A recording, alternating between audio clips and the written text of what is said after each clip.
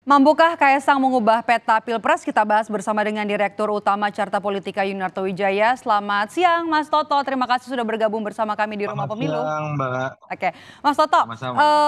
banyak pihak yang menilai naiknya Kaesang ini jadi Ketum PSI punya pengaruh besar atau bisa mengubah peta Pilpres. Setuju nggak Anda?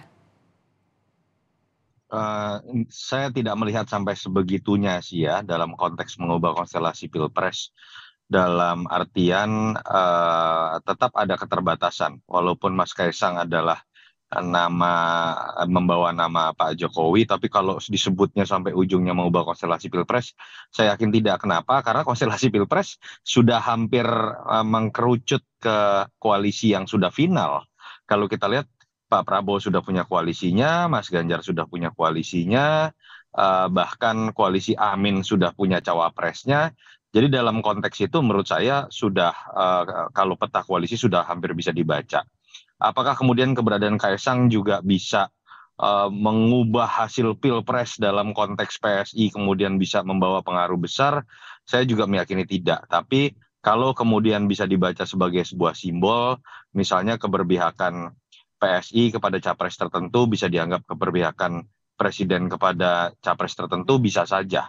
Dan yang paling penting kan jangan sampai kemudian konteks kemudian di belakang ada Pak Jokowi dianggap menakutkan itu diartikan bahwa kemudian partai yang dipimpin anaknya Pak Jokowi bisa menggalang aparat, bisa kemudian mendorong logistik-logistik sumbangan-sumbangan mengarah ke sana. Ya kalau itu yang terjadi itu sudah pelanggaran pemilu menurut saya. Saya sih berharap dan seharusnya tidak akan terjadi seperti itu. Oke, seberapa besar sebenarnya pengaruh? Kalau kita katakan kan sebenarnya bukan masalah PSI-nya, tapi seperti Kaesang itu seperti representasinya Jokowi begitu kan? Kalau memang iya ada pengaruhnya, seberapa besar pengaruhnya Anda lihat Mas Toto?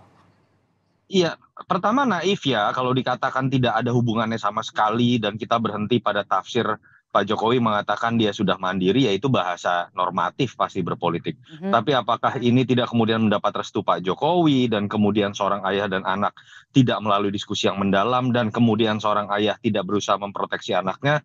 Naif kalau kita tidak mengatakan itu ada, pasti ada. Nah, seberapa jauh? Kalau dilihat dari sisi efek, mungkin efek yang sifatnya secara alami akan terjadi, efek dari yang kita sebut efek ekor jas. Pertama kepada PSI sendiri. PSI tentu saja berharap pemilih Jokowi atau kemudian katakanlah masyarakat yang masih puas dengan kinerja Jokowi bisa memilih PSI. Tapi itu kan konteksnya dalam konteks pileg. Dalam konteks pilpres, saya pikir Beda. andai kata pun misalnya PSI mendukung salah satu capres. Kan sekarang ada Prabowo atau Ganjar gitu ya. Hmm. Saya sih melihat kalau kita baca dari tren data berbagai lembaga survei termasuk Carta Politika, masing-masing pemilih Jokowi sudah memiliki alasannya tersendiri untuk kemudian memilih Ganjar atau memilih Pak Prabowo. Tidak sedemikian mudah untuk kemudian diarahkan, andai kata pun misalnya Pak Jokowi mengarahkan kepada salah satu calon, apalagi hanya melalui tindakan implisit melalui simbol dari anaknya. Jadi itu yang menurut saya secara alamiah bisa terjadi.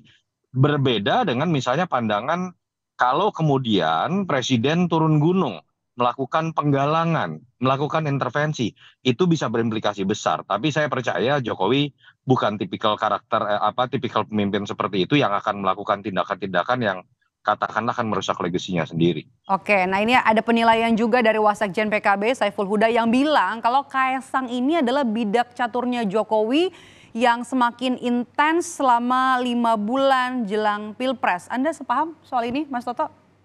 Ya sudah pasti kalau Kaisang akan lebih agresif pasti karena dia punya punya tugas loh sekarang meloloskan PSI dalam parliamentary Parlemen. threshold. Kalau kalau tidak akan malu-maluin, orang sudah heboh anak presiden lalu kemudian tidak lolos PT juga, ya itu legacy yang jelek juga baik buat Kaisang ataupun orang akan mengkaitkan dengan seberapa kuat ayahnya dalam pengaruhnya di politik. Tapi kalau dalam konteks kemudian bidak catur, saya melihat tetap ada keterbatasan ya untuk Kaisang bisa mewakili ayahnya sepenuhnya dalam konteks hanya menjadi bidak catur. Jangan juga lah kita kemudian merendahkan Kaisang yang seakan-akan cuma topeng saja sementara ayahnya yang sedang bergerak. di atas dalam era transparansi seperti ini, saya yakin tidak mudah seorang presiden melakukan intervensi politik dalam pilpres. Nah kan kemarin juga Kaesang ini kan milih soan ke Barajepe. Anda ngelihatnya gimana nih Mas Toto? Ya itu yang kemudian memang akan menjadi keuntungan politik tersendiri buat PSI ataupun Kaesang ya. Kita tahu lah karakter berpolitik dari sebagian relawan atau sebagian misalnya orang-orang yang dekat atau merasa dekat dengan Pak Jokowi ini kan masih ada budaya feodalnya. Budaya yang menempatkan Pak Jokowi ini dalam konteks saya istilahkan demokrasi ala Harmoko ya. Karena apa-apa menunggu instruksi Bapak Presiden, atas petunjuk Bapak Presiden. Itu yang menurut saya malah bisa menjerumuskan Pak Jokowi dan keluarga. Kalau kemudian selalu ditempatkan dalam posisi seperti itu. Bahwa seakan-akan sekelilingnya ini hanya bidak catur gitu kan. Padahal kita ingat Pak Jokowi ini salah satu value added-nya adalah ketika dia tampil sebagai dulu cagup DKI, capres akhirnya menjadi presiden karena berawal dari kalangan biasa bukan bangsawan politik. Jangan sampai kemudian sekelilingnya menempatkan Jokowi sekarang seakan-akan menjadi raja tadi atau seperti Pak Harto dulu yang apa-apa sekelilingnya selalu mengatakan menunggu instruksi presiden. Mas Toto terakhir, Anda melihat keluarga Jokowi ini arahnya benar ke Prabowo sesuai dengan yang disampaikan oleh Ketua Projo Ari Budi soal inisial P itu? Saya pikir kalau kita lihat terlalu banyak variabel yang masih sulit buat kita menyimpulkan ya. Kalau bicara misalnya PSI sering datang ke acara Pak Prabowo, lalu Pak Jokowi menempatkan Kaesang di PSI, lalu langsung orang lompat kepada logika berarti Jokowi ke Prabowo. Loh, Mas Gibran sama Mas Bobi masih di PDI Perjuangan. Kecuali kalau Mas Gibran dan Mas Bobi sudah diminta keluar gitu sama ayahnya atau mertuanya dari PDI Perjuangan, itu berarti akan menjadi simbol yang jelas. Jadi kalau saya sih melihat pernyataan Budi Ari ini lebih ke arah ambisi politik pribadinya yang memang sudah terlihat sekali ingin ke Prabowo dan selalu menggunakan momen-momen ini mengatasnamakan tanda kutip ya seakan-akan bahwa arah Projo dan arahnya Budi Ari sudah pasti sama dengan Pak Jokowi. Padahal banyak sekali relawan misalnya yang punya pendapat berbeda. Ada yang ke Pak Prabowo, ada yang ke Mas Ganjar. Saya yakin Pak Jokowi masih berhitung, masih sepakat dengan istilah ojo ke susu, mungkin masih membaca-baca hasil survei, siapa yang punya peluang untuk menang dan diinginkan oleh pemilihnya, dan saya pikir masih akan memutuskan di masa-masa injury time, andai kata pun sudah memutuskan, tidak akan pernah ada ungkapan eksplisit Pak Jokowi mendukung salah satu calon. Oke, tadinya kan keluarga Jokowi ini kan lekat banget ya dengan PDI Perjuangan. Apakah dengan masuknya Kaesang ke PSI ini bisa mengubah dukungan dari para pendukung Jokowi yang tadinya melekat dengan PDIP ke PSI? Mas Toto, terakhir.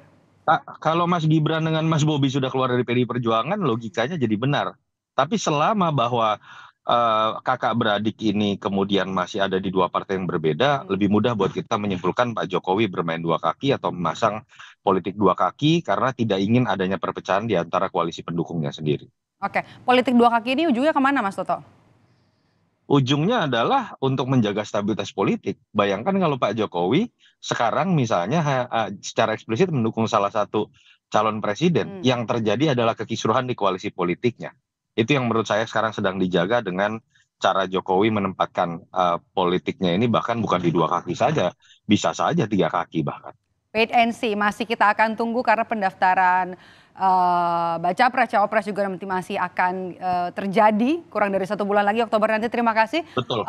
Dari Direktur Utama Carta Politika Yunarto Wijaya sudah bergabung bersama kami di Rumah Pemilu. Terima kasih Mas Toto, sehat selalu. Terima kasih.